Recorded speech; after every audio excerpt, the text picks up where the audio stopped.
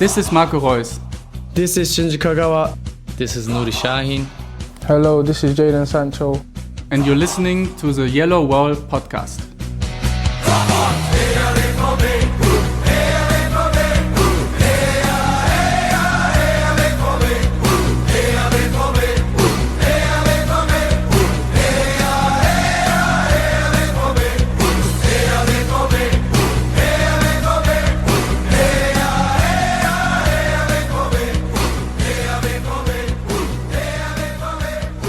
Hello and welcome to episode 364 of the Yellowwallpod.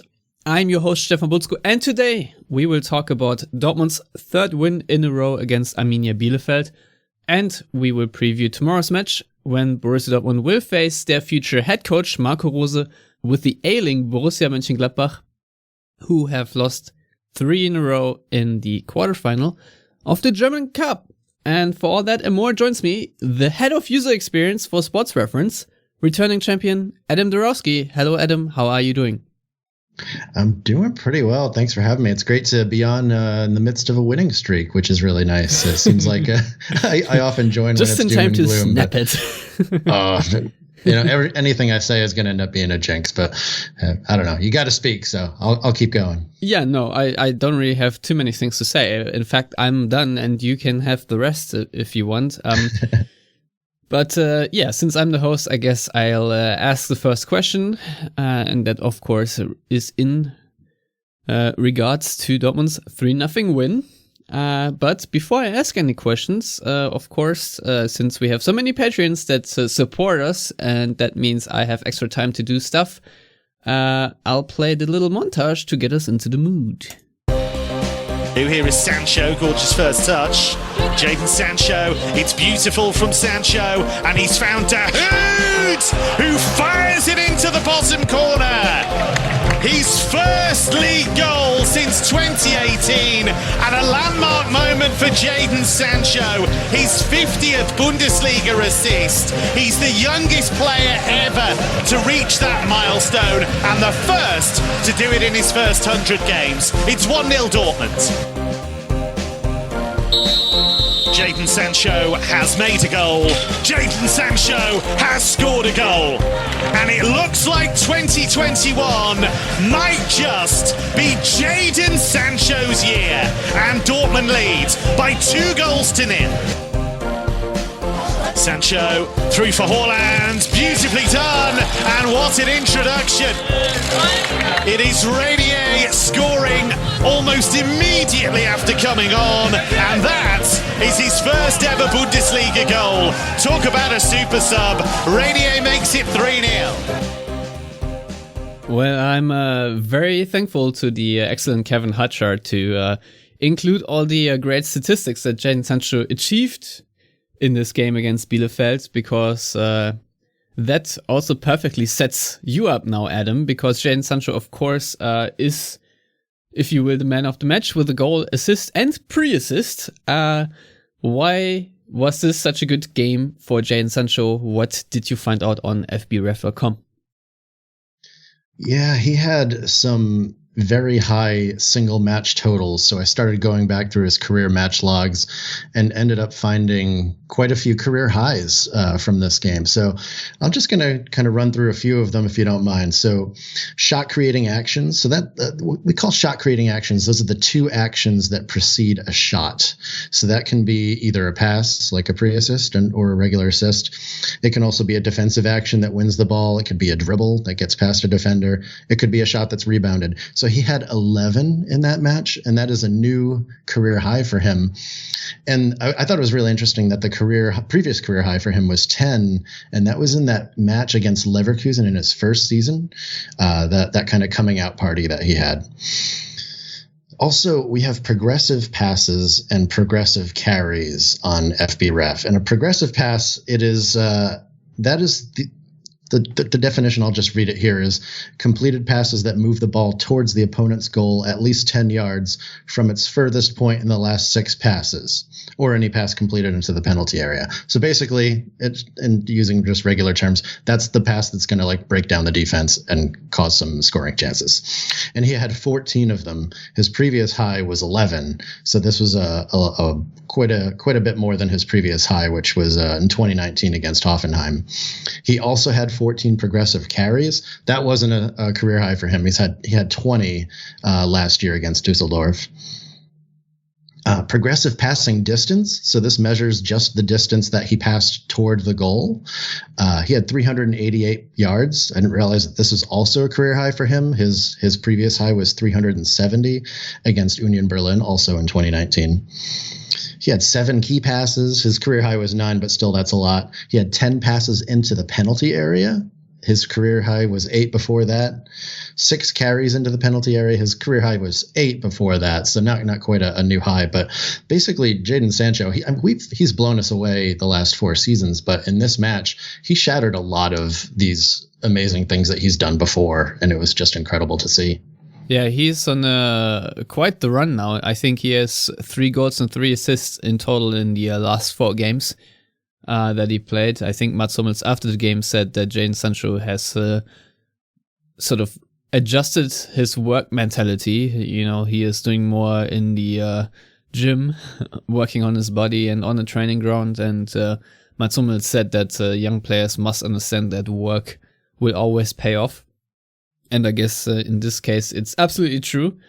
Of course, it's great to see him now have his 50th Bundesliga assist already in 99 games, I think it was. Mm-hmm. And he is the youngest one to achieve that mark. It's amazing to have such a player on a team. And of course, he really did help Dortmund achieve this win, which in the end, I think the expected goals from FBref was 3.6 to Dortmund and 0.6 to Bielefeld, which I think reflects it quite well. We can obviously talk about how Bielefeld arguably could have scored a couple of goals as well. But at some point, Dortmund need to be a little bit more lucky, I think, after conceding a lot of low percentage chances, like in games against Union Berlin or SC Freiburg or Mainz also, I think.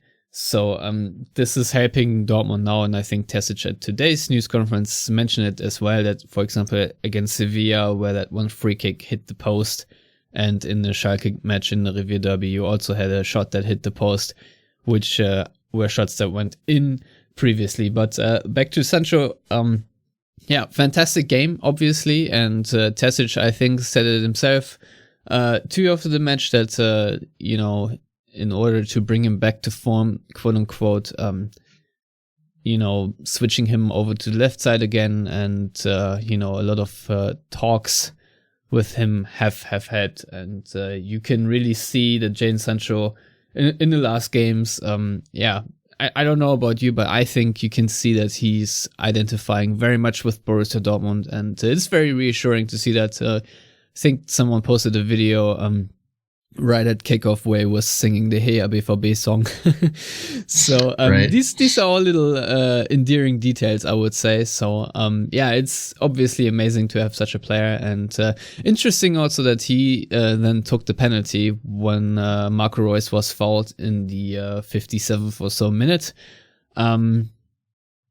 Overall, I'm very content with this performance, especially after the win against Sevilla and Schalke. Dortmund have so many times immediately deflated then, and especially in their home games, and not been up to par.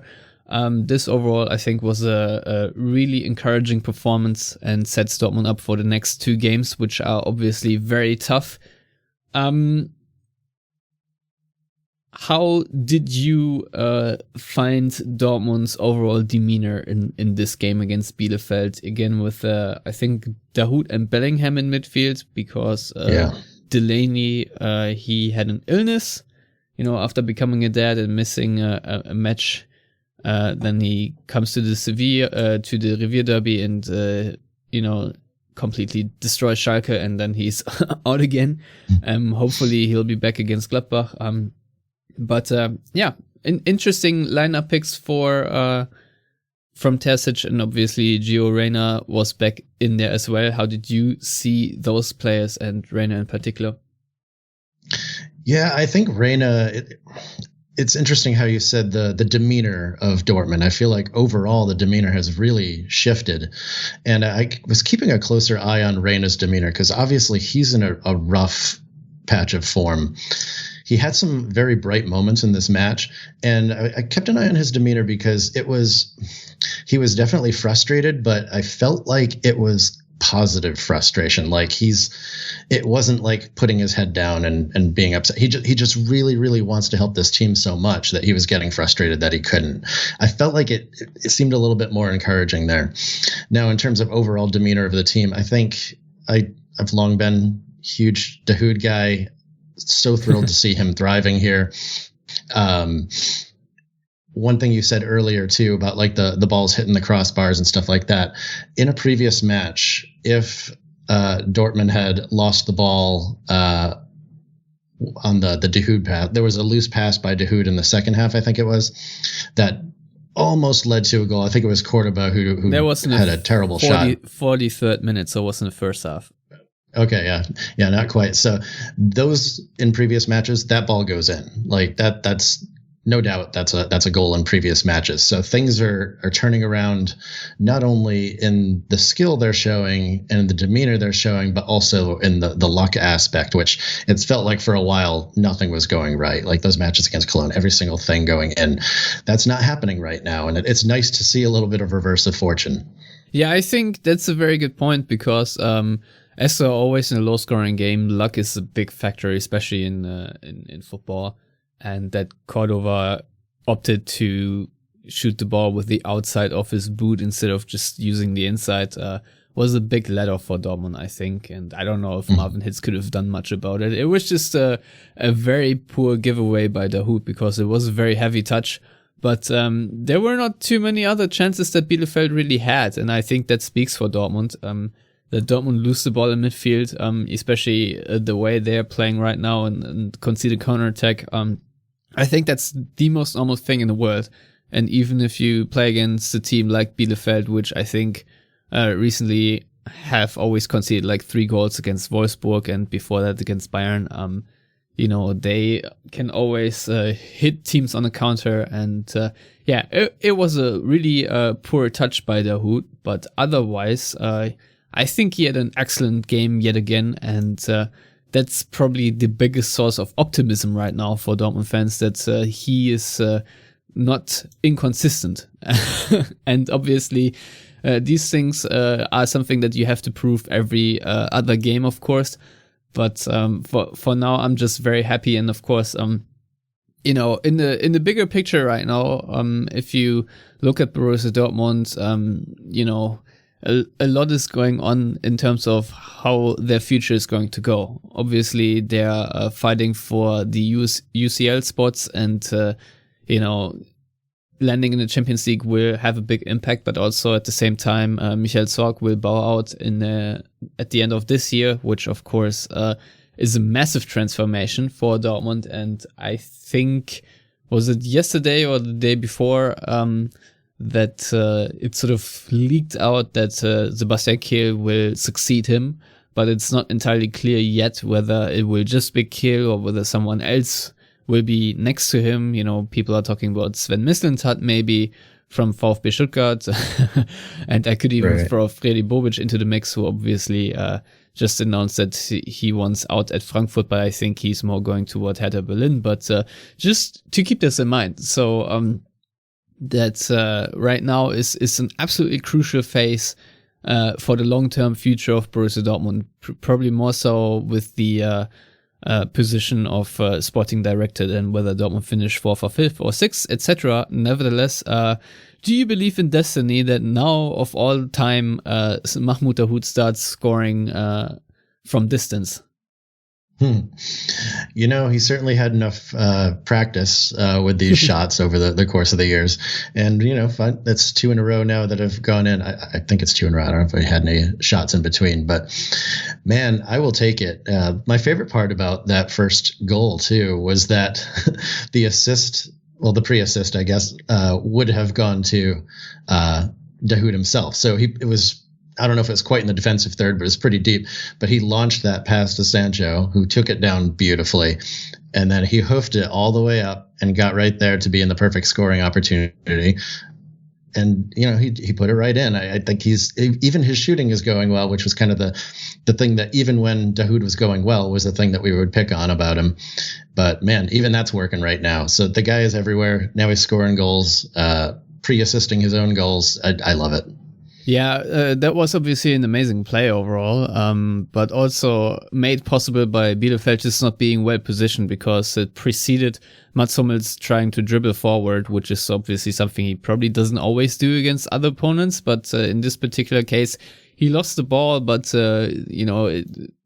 the ball just bounced toward the midway line, and Dahoud just picked it up. And I think he actually played it first time. He was just about in Bielefeld's half, and right to Jadon Sancho on the left wing. And then Sancho dribbles inside. And what I find very funny is that I think at the time Sancho is playing that pass, there are probably 2 or 3 Dortmund players, Haaland definitely, already in the box. Royce is around there, and I'm sure Reina is around there as well. And the penalty area is really clogged with bodies from Bielefeld and Dortmund. And the fact that all Dortmund players sort of bind Bielefeld's defenders to open up the space for Dahoud is amazing. And that's obviously a big tactical mistake by Bielefeld to leave Dahoud open and run through, basically, because for a player like Dahoud, that's the perfect position, but still managing to thread the ball through all these bodies into the left corner. I think it was pretty well placed too, the shot. The Bielefeld goalkeeper Ortega, who had a really amazing game, he could not do anything about it. So just really happy with that goal, to be honest, especially because it came in the 48th minute, and you were already kind of wondering whether this was going to be another one of those Dortmund games where they play well but then don't reward themselves. I mean, in the first half you had Marc Reus rattled the crossbar right at the beginning, and obviously you had that Bellingham chance where he was blocked, and Girena had a good chance by like 8 bodies. yeah. He just needed to lob it, but he tried the low shot and that did not work. I think Reus's shot was in the 28th minute, and that was sort of the only mistake by Ortega, which I think his set piece defense, I think it wasn't it? He sort of just punched the ball into Reina. Something similar happened to Marvin Hitz not too long ago. So that's a big criticism, but I think he made up for it by saving a Marco Reus shot later with his head. So quite fantastic. Otherwise, of course, that penalty. Do you think it was a mistake by the referee to blow the whistle instantly and not wait for Girena to tap it in? I don't believe it was a mistake. I mean, it seemed unfortunate at first, because my first thought immediately went to, oh, great, Dortmund has converted 25% of penalties. That's not going to go well. But my understanding is after the whistle blew, the ball did hit Marco Reus's arm. So if it did go to VAR, then it would have been called back anyway. So I don't want that to happen. So I'm glad that they did get the penalty out of it. As far as whether or not it's a mistake, I believe it's not, because I don't know. I'll be completely honest. I'm not sure. Well, I think he should have went through VAR or. Usually, they let every offside call sort of go for 10 minutes, but then they immediately blow the whistle there when the ball is still bouncing through the box. I found that was a bit weird refereeing, but I mean, in the end, Dortmund were lucky that Jadon Sancho did convert this penalty, and I think with that, to me at least, in the 58th minute when Sancho made it 2-0, the game felt over.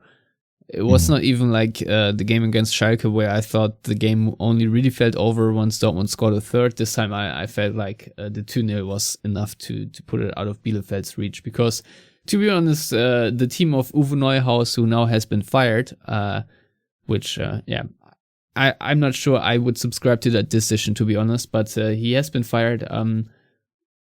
there was not that much going forward that Bielefeld could honestly threaten Dortmund as they have threatened other teams. Just also because Dortmund were just very well organized throughout the entire game and they were not really letting up. And then, of course, we have to talk about the first goal of Heine. After just coming on, I don't know if it was his first or second touch because he was involved in the build-up to the goal, but I'm not sure if he hit the ball or just blocked another player from playing it. I don't know if any other people have picked that up, but nevertheless, it was a tap-in. But Adam, once again, just like he set up Passlack back in the day, this time Erling Haaland, who had not scored at that point, being unselfish and giving a teammate a much-needed goal. Yeah, the unselfishness on that was amazing. Just the fact that he knew that Renier was right there to tap it in too. I mean, he's such good awareness. Everybody says that his pure focus is just hammering it into the goal, but I don't know. He's got some pretty good awareness of where his teammates are, so he can play the ball like that. And it was honestly just really fun to see everybody so happy for Renier, because obviously it's been a rough go so far. There's been rumors about the loan possibly being terminated, about both parties not really thrilled with the amount of playing time and what they're getting out of that playing time. So, it was a tap in, but sometimes you just need that tap in to turn things around, and it was nice to see everybody happy. Yeah, the only thing that was a bit annoying in the end was that Rafael Guerreiro didn't score his goal because I think just at the death of the game he had an excellent chance, but it was sort of a low shot and Ortega saved it. But Dortmund can be really happy with this result because right now they are back in 5th place thanks to SC Freiburg beating Bayer Leverkusen. Incidentally, on matchday 11 when Terzic took over from Favre in December, Peter Bosch and the Werkself moved into 1st place, and now on matchday 23 rather, Borussia Dortmund are back on top of Leverkusen, which I kind of find a bit ironic, but also just speaks to how much Leverkusen have faltered. I think they have only 2 wins out of their last 10 games, but I'm not entirely sure that thing is completely over because after playing against Gladbach, Leverkusen will play against Schalke, against Hoffenheim, Berlin, Cologne. So these are all games where I assume they will pick up points and they won't have any Europa League football anymore because they got beaten by Young Boys Bern. So I think a big problem for Leverkusen is injuries and fatigue, and obviously Dortmund play Leverkusen on the final match day. So I'm not saying that Dortmund are now comfortably ahead of Leverkusen, by all means, not the way Dortmund's season is going and not the way Leverkusen can always rally back because they're a good side, even though they have slumps, but that's just very typical for them. But also notable, I guess, is that Dortmund are now only 3 points behind 4th place Eintracht Frankfurt, who lost to Werder Bremen on Friday. After being 1-0 up, they lost by 2-1. Werder Bremen kind of turned it around in the second half, which I found surprising, I'll be honest, because I only saw the first half and it did not look like Werder Bremen would have any sniff in that game. But, and obviously there's some turmoil to be expected with the news breaking today that sporting director Freddy Bobic is wanting to leave the Eagles' nest.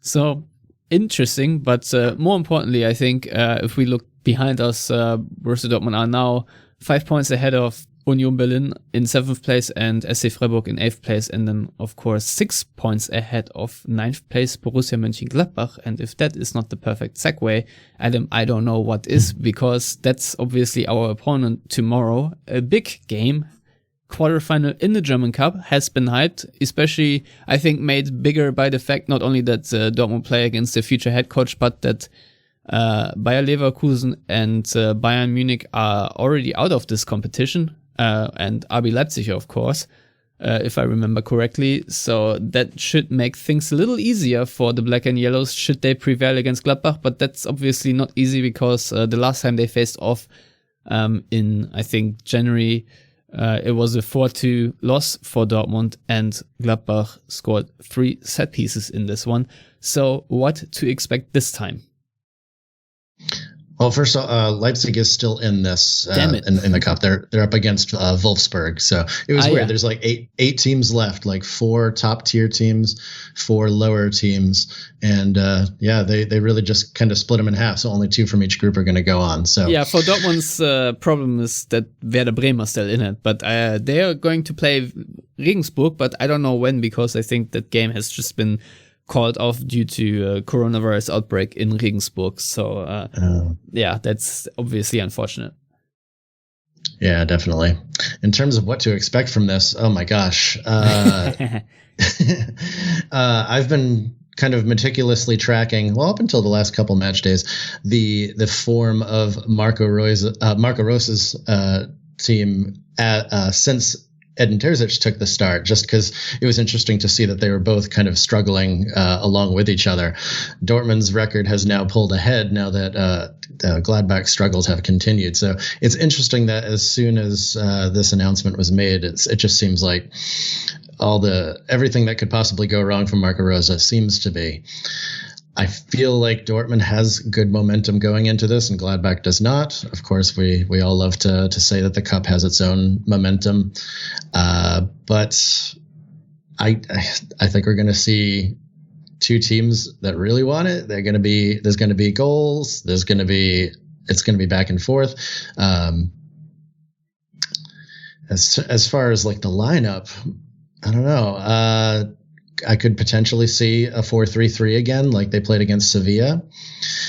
Don't think Akanji's back, so I assume we're going to have Emre Can in the middle of defense there. So maybe we've got a 3-man midfield of Dahoud, Delaney, Bellingham. Maybe Marco Reus gets in there if we want to believe the social media folks at Dortmund. But yeah, I think trying to mimic the Sevilla match as much as possible is probably the way to go, because, I mean, as great as the last 2 were against Schalke and Bielefeld, they were against Schalke and Bielefeld. And even the first half of the season, we beat both of them handily. So I think that taking the similar approach to Sevilla is the way to go. Yeah, I wholeheartedly agree. I think Dortmund need to play like this the next 3 games, because after the Gladbach match, they will play against Bayern at the Allianz Arena, and after that they will have to return like against Sevilla.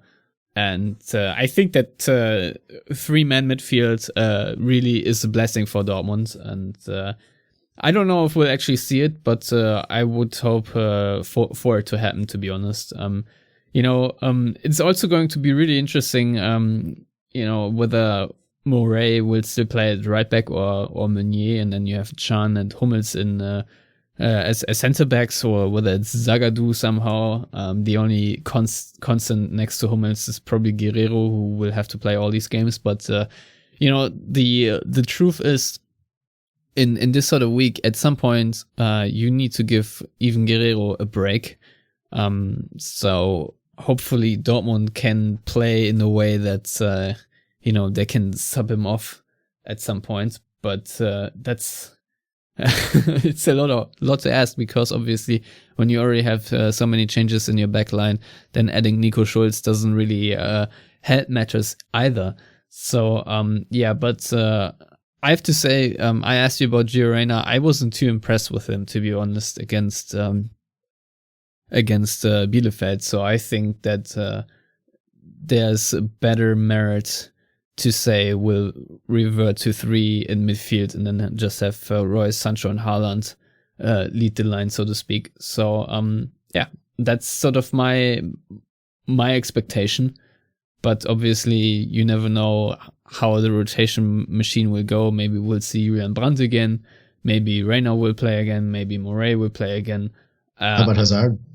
Or talking, yeah, but I don't think he will start yet. I think that would still be too soon, to be honest. So, but yeah, it's definitely good to have him back. I don't know how Terzic feels about Renier now that he has scored a goal, whether that does something to his standing or anything, but I presume it won't. And obviously, Dortmund still have Moukoko hanging around.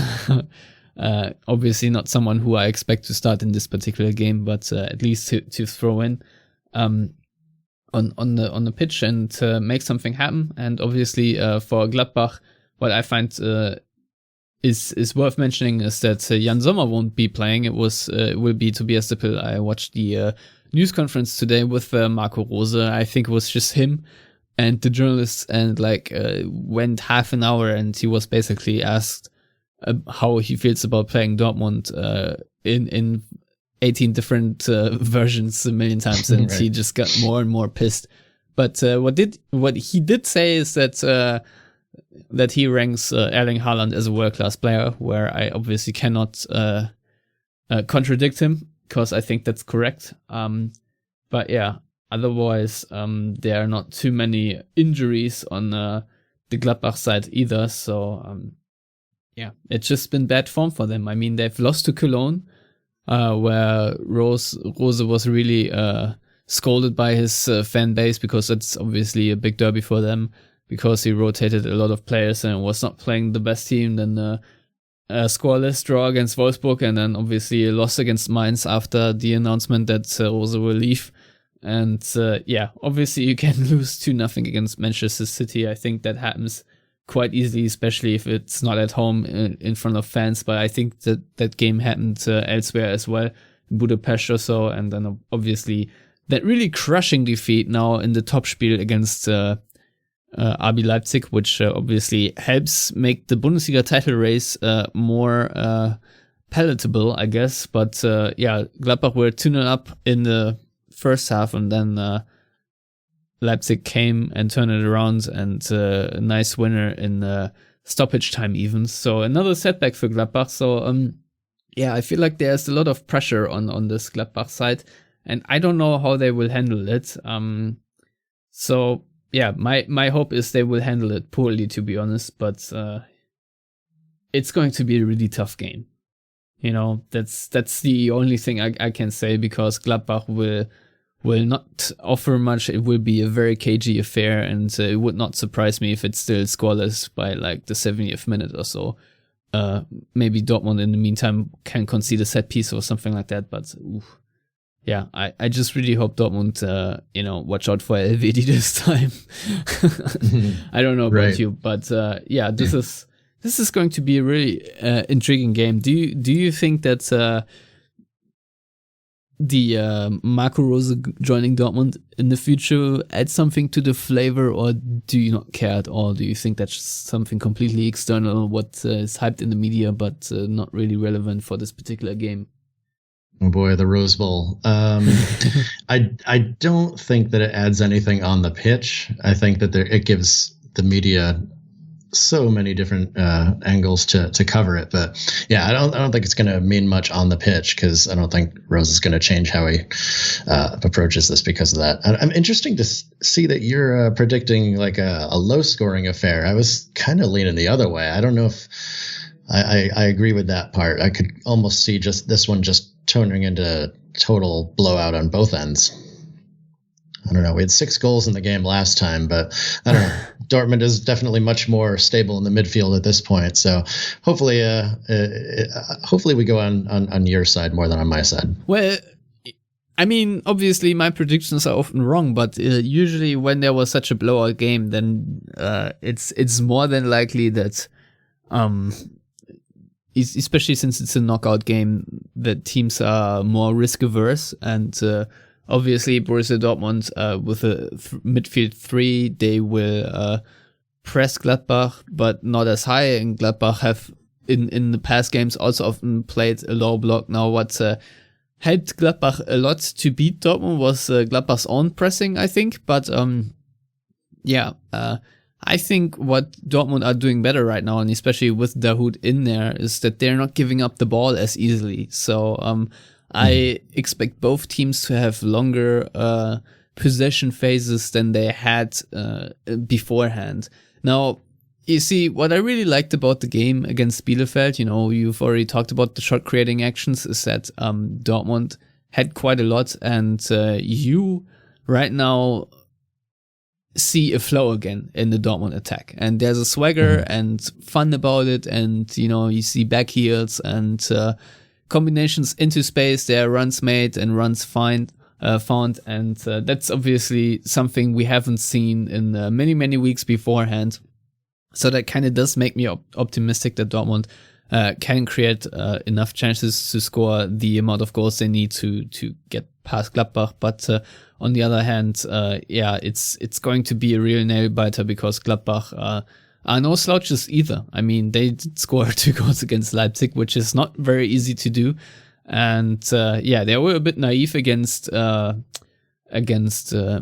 City. I think that a couple of their players could have had, like, for example, Hannes Wolf could have scored very late. But it's a team, especially when Lars Stindl is having a good day, they can just hit you out of nowhere. And this is something that I always fear that Gladbach does so well. So, Dortmund obviously have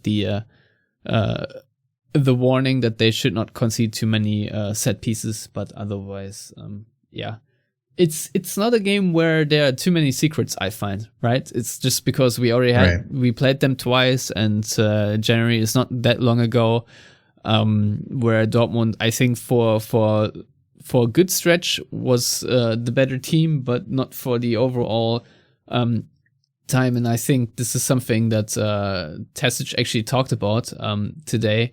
That I think he said, quote, "We are seeing more of our concept on the field. We did see it beforehand, but not as long and not as often." And I think that's sort of the big difference, that we now more clearly see what Tasic wants from this team, and hence the turnaround. Beating Schalke and Bielefeld and so on is obviously something any Borussia Dortmund team can do on any given weekend. However, doing it in the form and fashion they did is, I think, still impressive. And so I'm carefully and cautiously optimistic for this one. What do you think how this will turn out? All right, we going for the scores now? I think so, unless you have something else to say about this game. I'm sure there are a million things to say, but...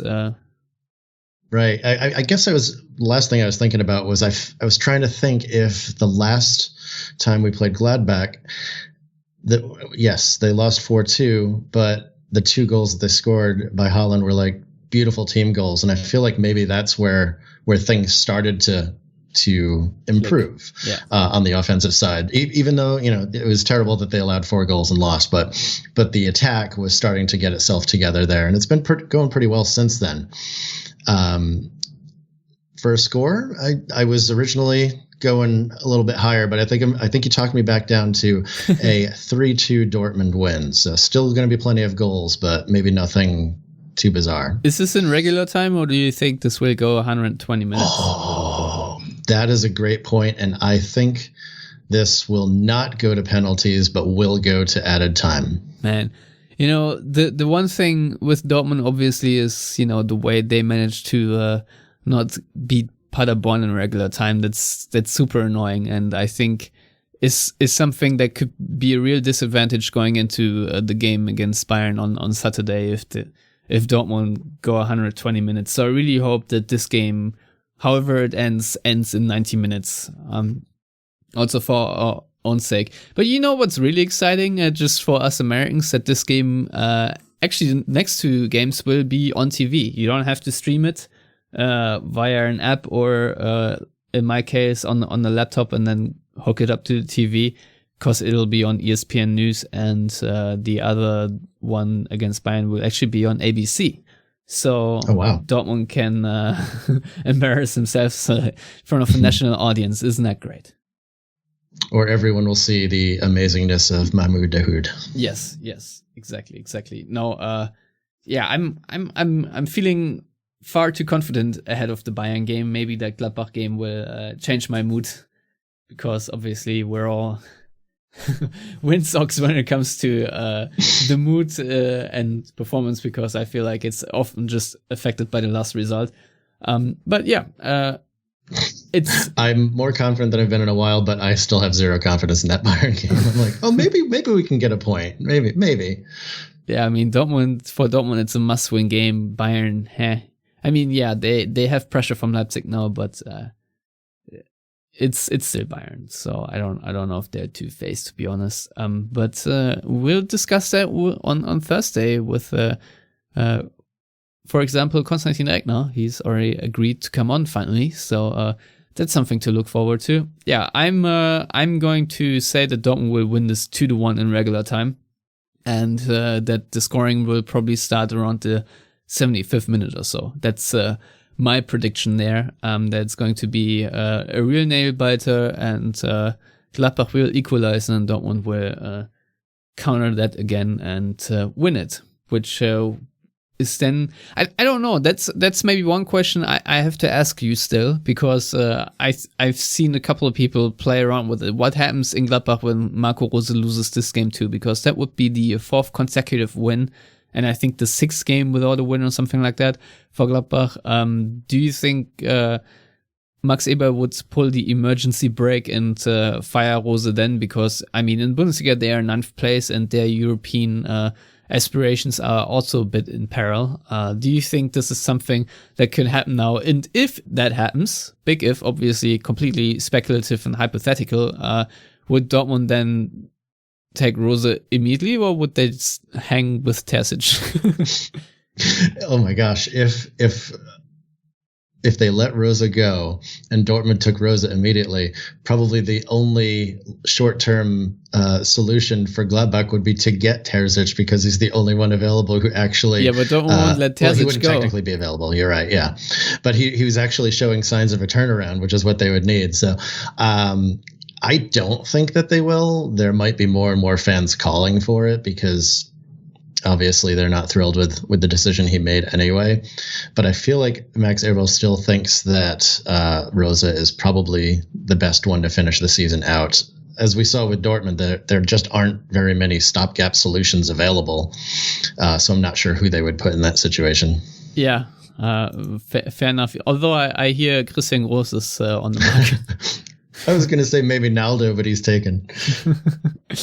Yeah, I mean, that's one thing I woke up to, that Schalke let go of their coach, sporting director, and I think fitness coach and all kinds of people, and now they're looking for their 5th coach. So yeah, kind of disappointed that this didn't already happen after the Dortmund game, but that it was Stuttgart who got the honor of destroying it. And apparently there were rumors, I don't know if it's true or not, that there was a revolt against Christian Groß, especially the players that he, I think, even picked, with Mustafi, Huntelaar, and was it Kolasinac? I don't know if there is any truth to it, but if the tabloids reported it, must be true. But either way, still kind of hilarious. But yeah, I don't want to stretch this out indefinitely. So, Adam, thank you for coming on very short notice and helping me out produce a Yellowwallpod for this week. And obviously, we shall be back on Thursday, as I already teased. In the meantime, Adam, how can people find you on Twitter and read more on Jadon Sancho's breakout performances?